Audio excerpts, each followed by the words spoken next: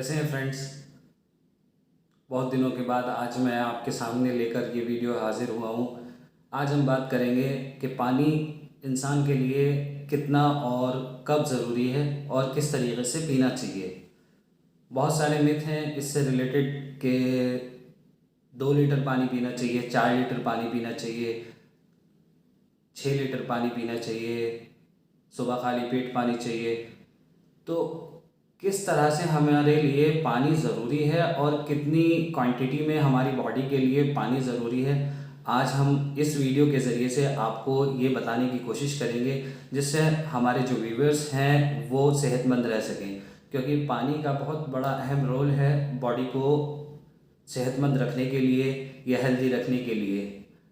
तो बिना किसी दूरी के हम वीडियो की तरफ चलते हैं। मैं Hakim Nazifur Rahman, traditional Unani physician, welcome to our YouTube channel traditional Unani. जैसे कि आप सभी को मालूम है, हमारे इस चैनल का मकसद है कि लोग किस तरह से बीमार होते हैं और क्यों बीमार होते हैं, वो हमने बताने की कोशिश करी, जो कि हम डेली बेसिस पर अनजाने में करते हैं। और हमारी ये कोशिश है कि लोग बीमार ही ना हों। तो चलिए हम वीडियो की तरफ चलते हैं, जहां हम बात करेंगे कि एक नॉर्मल ह्यूमन को कितनी मिकदार में पानी पीना चाहिए या कितनी क्वांटिटी में पानी पीना चाहिए। अक्सर ये मिथ है कि लोग सोचते हैं कि जितना ज़्यादा हम पानी पिएंगे उतना ज़्यादा हम हेल्दी रहेंगे, बट ऐसा नहीं है। एज़ पर रिक्वायरमेंट हमारी बॉडी की जो ज़रूरियात हैं उसके लिहाज से अगर हम वाटर इनटेक करते हैं तभी हम सेहतमंद रह सकते हैं। जैसे लोगों के दिमाग में एक खौफ रहता है कि गर्मियों का मौसम है, पानी खूब पिया जाए जिससे बॉडी हाइड्रेट रहे, डिहाइड्रेशन ना हो। अब अगर डिहाइड्रेशन हो रहा है तो उसकी अलामतें होती हैं जो कि सामने नज़र आती हैं और वो समझ में भी आती हैं कि हाँ डिहाइड्रेशन हो रहा है। जैसे यूरिनेशन प्रॉपर ना होना या फिर पसीने का बिल्कुल ना आना। पसीना ना आने की बहुत सारी वजूहत हो सकती हैं। आपके पोर्स जो हैं वो क्लोज़ हो चुके हों जिसकी वजह से पसीना नहीं आता, या फिर आपकी बॉडी जो है ऐसे एनवायरनमेंट में ना रहती हो जहाँ पर गर्मी इतनी ज़्यादा हो कि आपकी बॉडी से स्वेटिंग हो।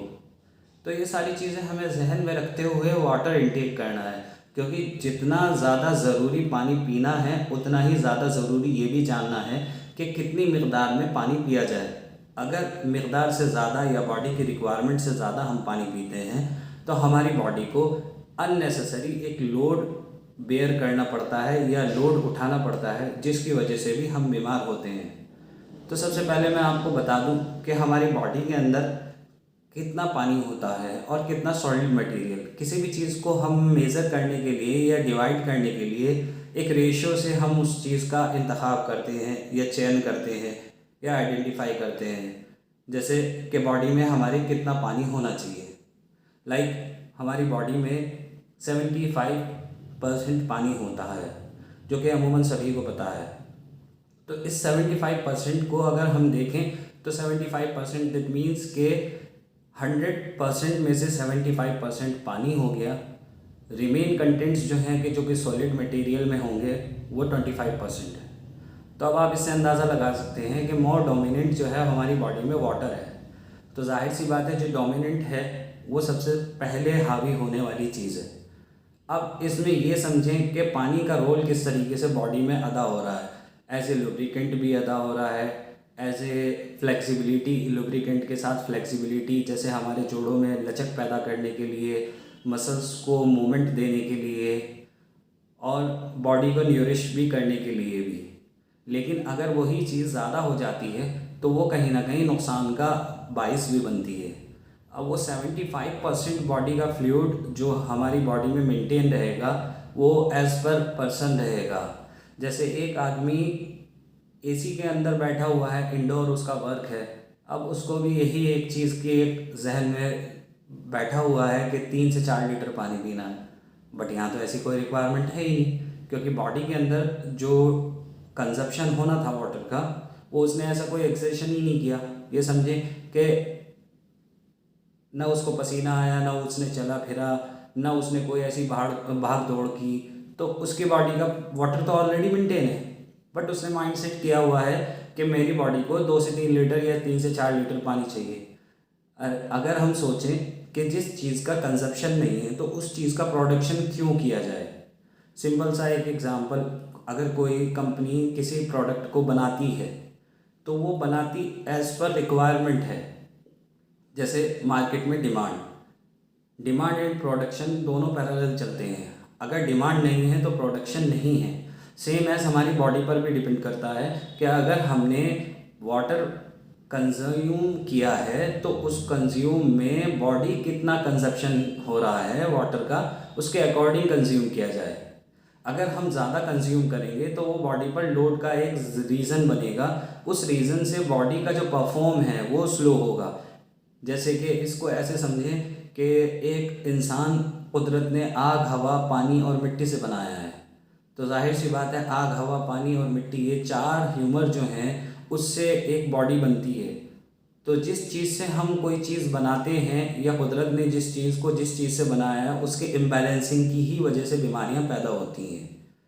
अगर वाटर ज़्यादा है तो भी बीमार है, वाटर कम है तो डिहाइड्रेशन, खुद ही लोग उसका इलाज करने के लिए कोशिश करते हैं, IV फ्लूइड डॉक्टर्स देते हैं ड्यू टू डिहाइड्रेशन। ऐसे ही ओवर हाइड्रेट को पता कैसे करेंगे कि हम ओवर हाइड्रेशन हो रहा है। ओवर हाइड्रेशन होने के बहुत सारी अलामतें हैं, जैसे ज़्यादा पानी पीने से आपका यूरिनेशन ज़्यादा होना, बार बार पेशाब होना। बार बार पेशाब होने से लोगों के एक जहन में ये भी मिथ बैठा हुआ है कि जितना ज़्यादा हम पेशाब करेंगे उतना ज़्यादा हमारी किडनी फिल्टर करेगी, बट ऐसा नहीं है। एक बॉडी का हर चीज़ का ऑर्गन का एक फंक्शन है, जैसे किडनी का छानने का फंक्शन है, बट उसकी भी एक लिमिट है। उसका पर डे का जो है 3 to 5 या 5 to 7 times in a day है। तो इतनी बार अगर पेशाब हो रहा है तो तब तो समझ में आता है बॉडी में कंज्यूम हो रहा है। बट उसके साथ साथ और चीज़ें भी कि आप कितनी एक्सरसाइज कर रहे हैं, कितने आप धूप में घूम रहे हैं, कितना आपको पसीना आ रहा है। अगर आप ना तो धूप में जा रहे हैं, ना पसीना आ रहा है, ना एक्सरसाइज कर रहे हैं, दैट मीन्स आपकी बॉडी का फ्लूइड मेंटेन है। ये आप जहन में रख लें कि आपने कोई ऐसा काम नहीं किया है जिसमें पानी खर्च हो। जब खर्च नहीं हुआ है तो फिर उसमें पानी को ओवर इनटेक करने की ज़रूरत ही क्या है।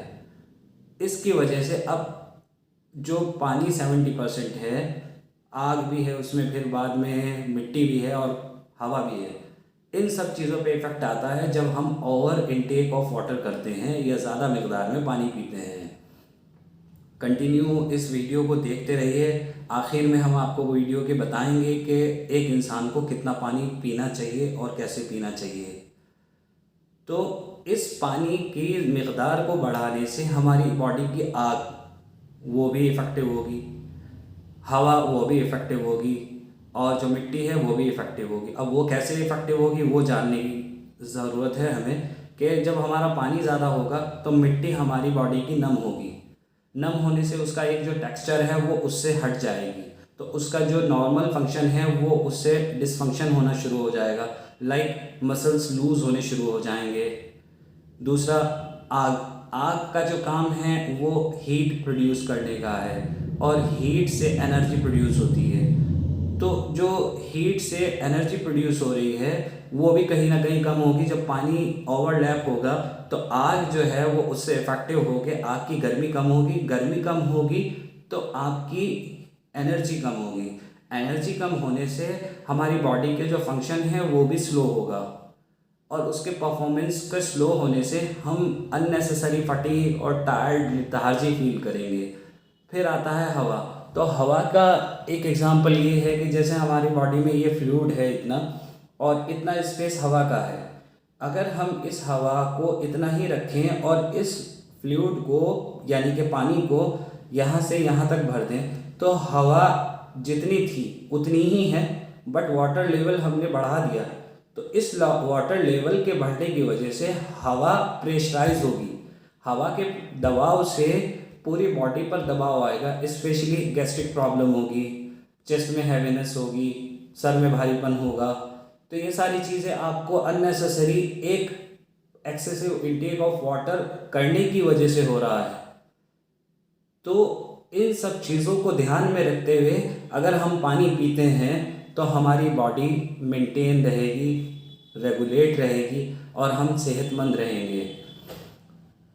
अब सवाल ये है कि कितना पानी पीना है एक नॉर्मल आदमी को या नॉर्मल ह्यूमन को, तो वो डिपेंड उसी के काम पर करेगा। एक इंसान बिना किसी मेहनत के एक कुर्सी पे बैठकर अपना काम अंजाम दे रहा है, तो उसको चाहिए कि वो अपने पानी का कोई टारगेट ना मुकर्रर करे कि मुझे 3 से 4 लीटर पानी पीना है एज़ पर डिमांड।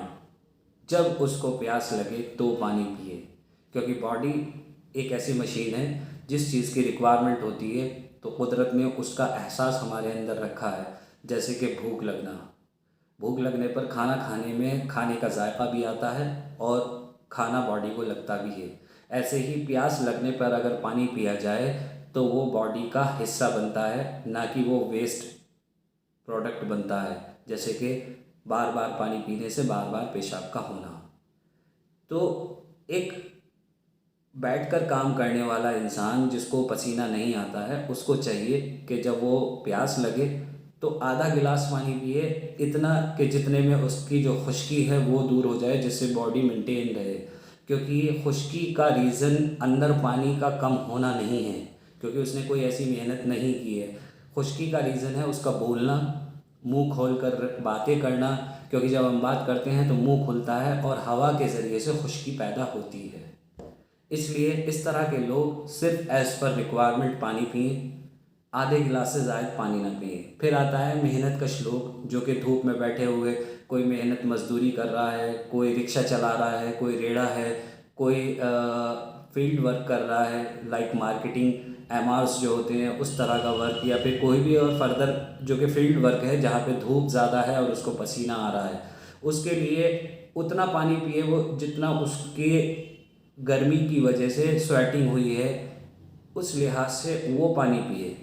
एक साथ कभी भी एक गिलास से ज़्यादा पानी वो ना पिए और गैप करके पिए, और वन टाइम जो है वो 250 ml से ज़्यादा पानी ना पिए।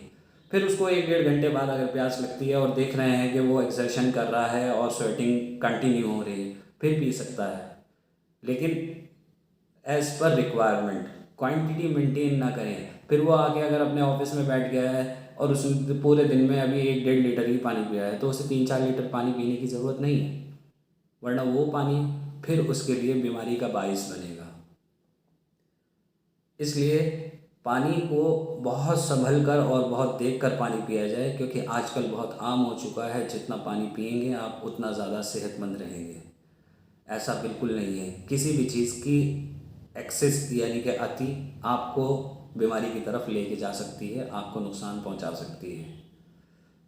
और हमने जो कहा था कि किस इंसान को कितना पानी पीना चाहिए दिन में, उस हर इंसान को अपनी बॉडी के रिक्वायरमेंट के अकॉर्डिंग ही इनटेक करना चाहिए। Thank you for watching. Next video में हम बताएंगे कि कब और किस वक्त पानी बिल्कुल नहीं पीना चाहिए, किन किन वक्तों में पानी पीना आपके लिए बीमारी का वजह बन सकता है।